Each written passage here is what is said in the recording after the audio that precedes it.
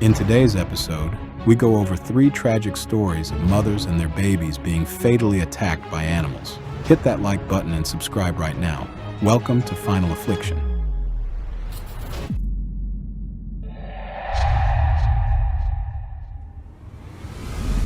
There are thousands of polar bears in Alaska, but despite this, attacks on humans are incredibly rare. Polar bears are apex predators, hunting seals, young walruses, and even sometimes beluga whales and narwhals. But occasionally they stumble into local communities on the search for food. In the small village of Wales, located on the Seward Peninsula on the western coast of Alaska, tragedy struck in January 2023.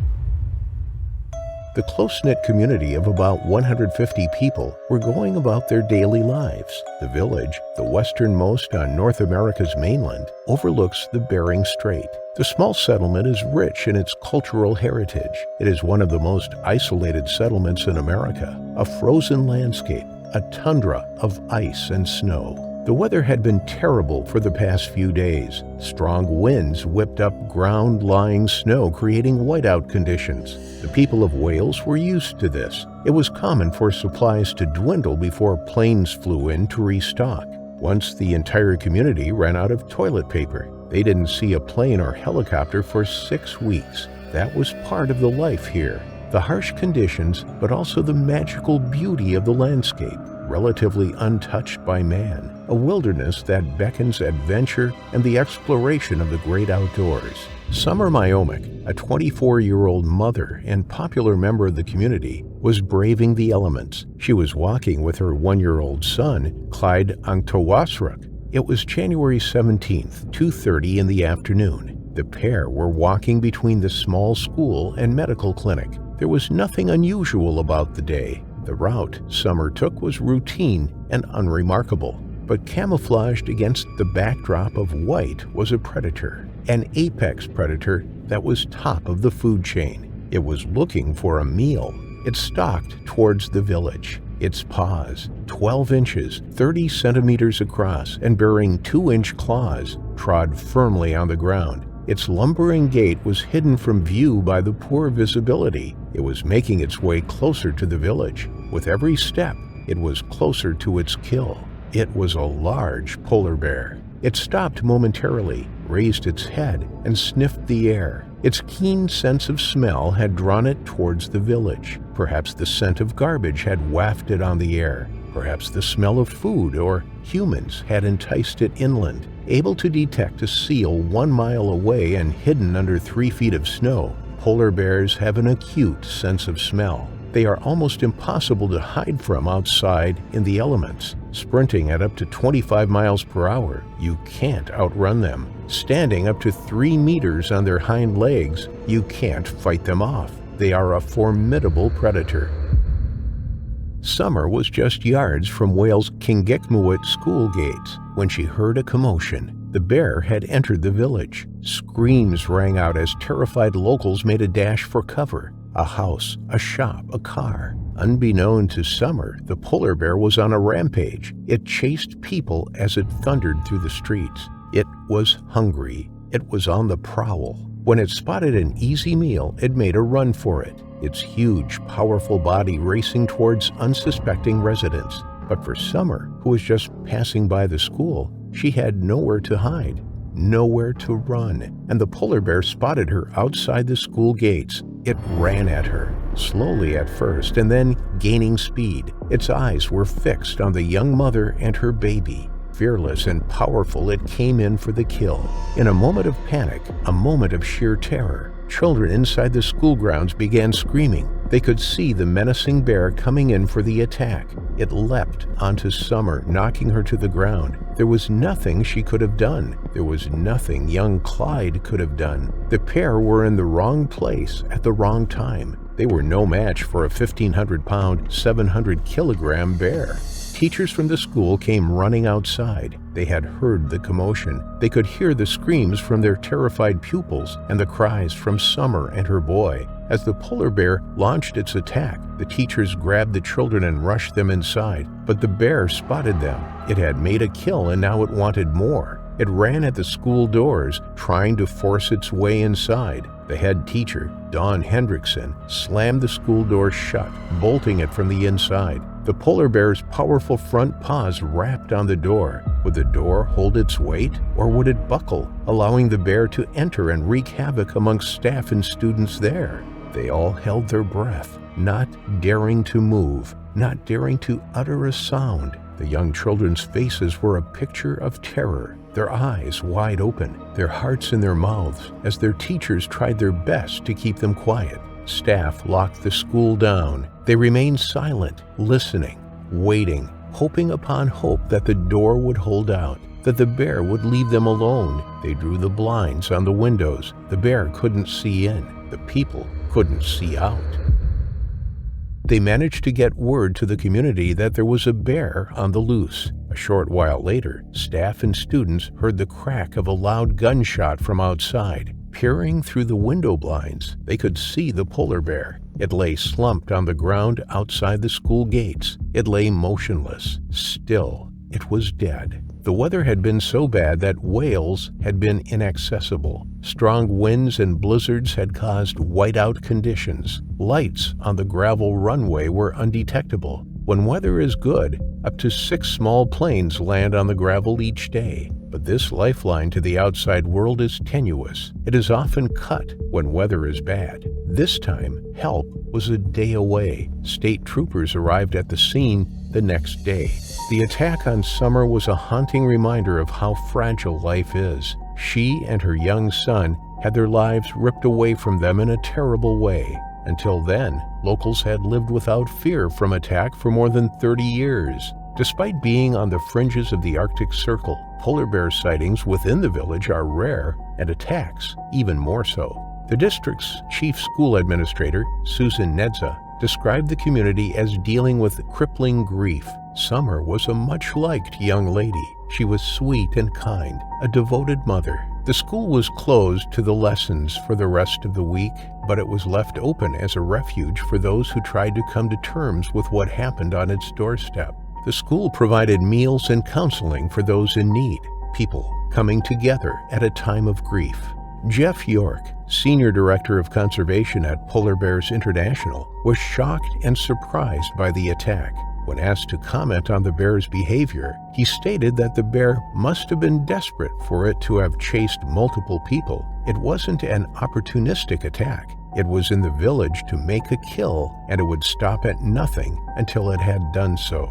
Although immediately north and south of Wales, there is now water at that time of year instead of ice due to a warming climate, there is still plenty of ice close by for the bears to hunt on. It's very unusual for a polar bear to leave its typical hunting ground to search elsewhere. It doesn't make sense. But with less sea ice encouraging polar bears to hunt ashore and more human activity in the Arctic, attacks are on the rise. Community members in Wales developed a polar bear patrol program to keep its residents safe. Unfortunately, this was discontinued due to a lack of funding, a decision that had resulted in a mother and her 1-year-old son meeting their unfortunate final affliction.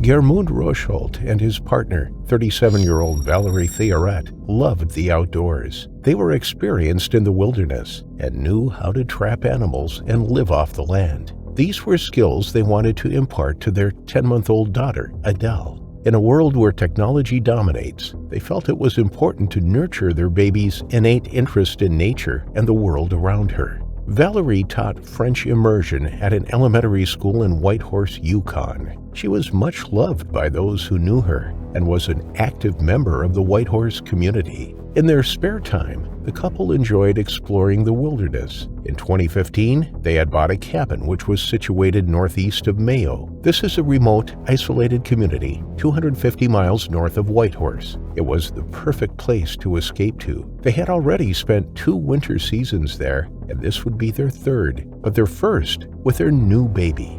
In 2018, they flew into the area in the fall for their 3rd season in the cabin. They planned on staying there throughout the winter with their new baby until Valerie needed to return to her teaching job in the new year. But sadly, that would never happen. The young family had been there in the cabin for almost 3 months. They knew the risks of bears in the area, as it was a popular habitat for them. They took all the necessary precautions, making sure food was stored away appropriately, and any waste was secured in bear-proof containers a distance away from their cabin. The couple survived their long stints in the wilderness largely by trapping animals. As the harsh winter began to set in and December was just around the corner, Valerie unintentionally let her guard down. Up until then, she had religiously carried bear spray whenever she left the cabin. But now that they were well into the winter and the harsh weather was setting in, she assumed bears would be hibernating and would no longer pose a threat until emerging in the spring. But she couldn't have been further from the truth, and in fact, any bears still awake during the winter are desperate bears. They likely have not fed enough to build the fat reserves to make it through the cold, dark winter months, and are more likely to launch a predatory attack as a result. This is exactly what happened. The three of them sat down on the morning of November 26, 2018. They ate breakfast together in their warm, snug cabin. It was the last time Geirmund would see his beloved girls alive. The log burner was crackling in the corner of the room. Outside, the light was growing in the gloomy sky. A chilly wind rustled the leaves in the trees. Geirmund said goodbye to Valerie and Adele and stepped outside. He was off to set trap lines in the surrounding woodland. It was part of their daily routine and something he enjoyed doing. Valerie cleaned up and wrapped herself and baby up in warm clothes before heading outside. She then pulled the baby carrier over her head and placed Adele inside it. The two of them opened the cabin door and went off for a walk. Adele's little head bobbed along as she was carried on her mother's back.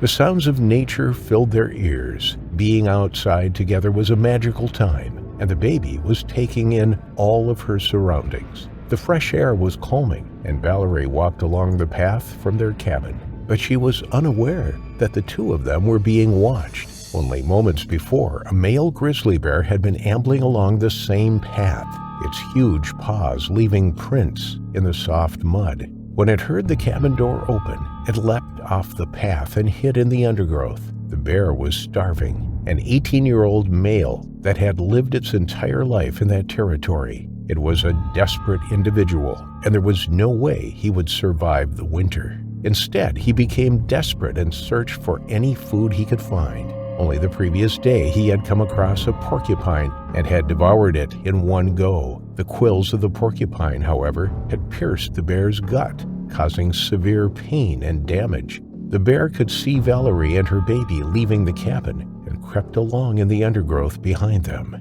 It moved slowly but purposefully. It was stalking them. Each footprint from the huge predator was silent on the ground. Not a twig broke, not a leaf rustled. It was an expert hunter, a silent and deadly predator, and there was nothing Valerie could do to stop it. When the bear was within striking distance and Valerie was still unaware of what was directly behind her, it suddenly launched its attack. It broke into a full gallop when it was within a few yards of the two girls. Valerie turned just in time to see a flash of brown before she was catapulted to the ground. Her baby screamed as it was crushed under the weight of the enormous grizzly and sandwiched between it and her mother. Valerie tried to kick the bear off, but she was pinned face down to the ground. Then came the fatal blow. The bear opened its jaws and bit down with crushing force behind the back of Valerie's head. The attack was over within seconds. There was little fight from Valerie, as the fatal blow had been delivered almost instantly. She had been caught completely unaware, and even if she had been carrying bear spray or a firearm, it is unlikely she would have had time to use them. Geirmund started heading home at mid-afternoon. He had set his traps and was happy with the work he had done. As he approached the cabin, he noticed fresh bear prints on the path. He immediately cocked his rifle. He followed the prints, which led worryingly towards the cabin. Then they veered off into the undergrowth. Geirmund scoured the scruffy brush for any signs of a bear and walked up to the cabin. He opened the door and called out to Valerie. There was no answer. He continued along the path towards their sauna. which was just along from the cabin. He thought Valerie and the baby may be warming up there. He clutched his rifle as he walked quickly, feeling a sense of danger in the air. He couldn't put his finger on it, but something didn't feel right. After walking cautiously down the path, Gjermund suddenly heard a low growl. The hairs on the back of his neck stood up on end. A shiver ran down his spine, and he felt his heart thundering in his chest. He knew what that sound meant. He was being watched, and he had surprised a grizzly bear, a bear that was defending its cache. In an instant, the bear suddenly rushed out of the undergrowth. It had been concealed by the bushes and trees lining the path Gjermund was walking along. He saw the flash of brown as it charged full pelt at him. Its ears were pinned back against its massive head, its jowls wet and jaws slightly agape. Gjermund didn't hesitate. He raised his rifle and fired a shot. It hit the bear, but the beast kept running at him. He fired again, and twice more. He struck the bear in the chest, and it crashed down to the ground, skidding on the wet mud and landing at his feet. It was dead. Gjermund called out to his partner and daughter. He was desperate to find them and began searching the woodland running alongside the path.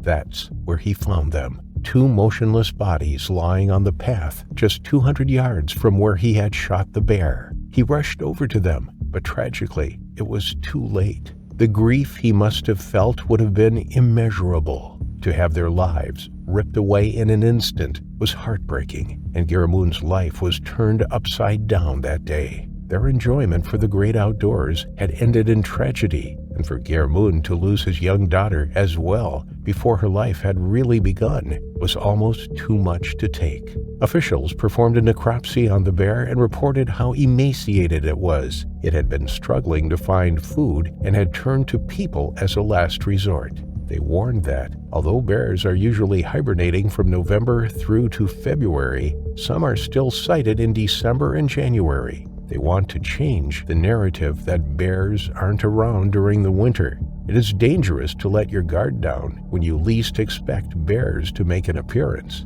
Despite this, officials also said that there was nothing Valerie could have done. Although it is a cliché, she and her daughter really were in the wrong place at the wrong time. A predatory bear is skilled at tracking its prey and sneaking up on it without being noticed. That is how it hunts. And whilst during a defensive attack, a bear will likely walk away once it sees the threat had been neutralized, during a predatory attack, its aim is to kill, and it won't stop until you meet your terrifying final affliction. In August 2002, Rachel and Pincus Schwimmer took their 3 children for a holiday in the Catskill Mountains. They were from Brooklyn, New York, but always visited the Catskills for their vacation. It was something they did every year. They were staying in the village of Woodbridge in the Catskill Mountains. The heavily wooded, mountainous region is situated in the southeast of New York State. It is an area of outstanding natural beauty, a wilderness that stretches for 700 acres. The area is popular with hikers, cyclists, and water sports enthusiasts. In the winter, the Catskills also boast 5 downhill ski areas, which draw thousands of people to the slopes each year. Rachel and Pincus were staying with their 3 children in some summer cottages for their vacation. Those who lived in New York City often ventured to the Catskills to enjoy the fresh air and countryside that it offers. The area once attracted hundreds of thousands of visitors every year. Holiday cottages and hotels used to be popular and full to the brim with visitors, but now only a few holiday properties remained. Some of them were in need of refurbishment and looked run down. The young Schwimmer family had spent some time exploring the outdoors and were enjoying their time together. It was a glorious sunny August day. After lunch, their youngest child, Esther, was due a nap. She was 5 months old. Rachel decided to place the baby in the stroller and head outside the cottage. She and the 2 older children walked around the site quietly while Esther drifted off to sleep in the stroller. Once she was sound asleep, Rachel parked up the buggy just outside the porch of their cottage. Next to it was a large grassy lawn, which she and the older children played on whilst the baby slept. The older children were 4 and 2 years old and happily ran around on the grass, chasing each other and squealing in delight. Unknown to Rachel, there was a bear nearby. It was a young male black bear, probably only 2 years old or so. He was one that had become accustomed to people and frequented the holiday cottages. He was on the prowl for scraps of food. He often rooted around in the trash, eating people's leftovers before heading back into the woods. The bear lifted his head. His nose twitched as he sniffed the air. He walked purposefully towards the holiday cottages where Esther slept peacefully. Suddenly, there was a shout from one of the holiday makers. Rachel couldn't make sense of it at first. She stood up and looked around. Then the shout came again. "Bear!" Rachel saw a young male black bear come ambling out of the surrounding woodland. It headed straight for the grassy lawn and the family. Hurriedly, Rachel grabbed her 4-year-old and 2-year-old and ran to the cottage with them under her arms. She rushed inside and told them to stay there while she went back outside for the baby. But it was too late. She heard terrified screams and watched in horror as the black bear knocked Esther from her buggy. The screaming infant landed on the ground. Then, in one swift movement, the baby was lifted up in the bear's jaws. It shook her tiny body from side to side. The baby's screams were ear-piercing as she hung in the bear's mouth. Everyone came running out of their accommodations to see what all the commotion was. When they saw the dramatic and terrifying scene unfolding, they began running at the bear. They shouted and screamed at it to drop the baby. Reports suggest that Pincus, Esther's father, chased the bear. He was injured as the bear swiped at him, but he kept running at the bear, trying desperately to reach his baby girl. In a panic, the young male black bear ran into the woods, less than 20 yards away, with Esther still in his mouth. Several people, including Pincus, pursued it. They picked up rocks and stones and hurled them at the bear. At first, the bear stood its ground as the rocks came crashing down on it, hitting it on its back and face. But then, amongst the chaos of the screaming and shouting, the bear panicked and dropped the infant. Then it turned and ran off into the woods. Fallsburg police officer Dave Decker arrived within minutes of the incident. When he pulled up, he noticed the baby's stroller knocked over in the middle of the grass. He followed the sound of shouts and screams into the nearby woodland. The infant lay on the ground, and Rachel ran up to her. She was bloodied, and her screams had died down. Rachel wrapped her in a blanket, and an ambulance was called. Tragically, on the way to Ellenville Hospital, Esther died from severe neck and head injuries. It had happened in a matter of seconds. Everyone was shocked and stunned. Panic began to spread through the people. Backup police officers who arrived on the scene shortly after Esther had been ambulanced off found the bear. It hadn't moved very far from the site and had climbed up a tree. The officers took aim and fired 5 shots at the bear. It fell to the ground with a heavy thump. The bear was taken away for an autopsy and to find out whether it was suffering from anything that could have altered its behavior. Woodbridge Mayor James Slater said that bear attacks in the area are very rare, and Ward Stone, the state's chief pathologist, said that in his 34 years on the job, he had never come across anything like it. That's why he was determined to find out whether the bear had a disease. Usually, the black bears in that region were very shy and ran away from humans. The only trouble they caused was from eating bird seed put out by locals and dog food. Encounters with people were few and far between. Rabies was ruled out, as were a number of other viruses. Inside the bear's stomach was woodland vegetation, as well as human food, small plastic bags, fruit labels, and aluminum foil. The bear had clearly become accustomed to feasting on human food and was attracted to the area because of it. The bear hadn't been tagged, which happens if a bear has caused problems before. He was a young male, weighing about 155 pounds, 70 kilograms. He likely hadn't long left his mother and was finding his feet in terms of foraging for food and securing territory. Wildlife experts tried examining the bear's brain to look for any abnormalities, but 2 of the officers' bullets struck the bear in the head, making that difficult. Experts say that he was probably attracted to the young family and, in particular, the baby, due to its unusual smell. Milk and diapers may have enticed the curious bear, and some suggest that he may not have intended to kill the baby. Prior to this attack, the last known fatality involving a bear in New York State was in 1987. This was an unusual incident, though, in which a young boy climbed into the polar bear enclosure at Prospect Park Zoo in Brooklyn. He was fatally mauled by 2 polar bears there. At the time of the attack in 2002, the American Bear Association said that only 40 deaths in the whole of North America were due to black bears. Esther had been incredibly unlucky. Following Esther's death, there were calls for bear hunting to be introduced in neighboring states, New Jersey and Connecticut. At the time of the fatality, bear hunting was illegal in these 2 states, and as a result, numbers of bears have been rising rapidly.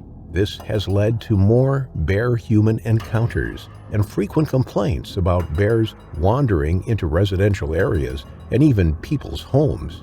Feeding bears, intentionally or unintentionally, can lead to a dangerous situation where the bear becomes habituated to human presence and loses its natural fear of people. When bears become used to being fed by humans, they may start to associate people with food and become more likely to approach humans in search of a meal. This behavior can pose a serious risk to human safety, as bears can become aggressive if they feel threatened or if they perceive humans as a source of food. Once a bear has learned to associate people with food, it may continue to seek out human food sources, even if they are not being intentionally fed. This can create a dangerous situation for both humans and bears, as bears that have become habituated to humans may be more likely to attack. Situations like what happened to Esther Schwimmer can be drastically reduced, and people can enjoy nature without meeting their final affliction.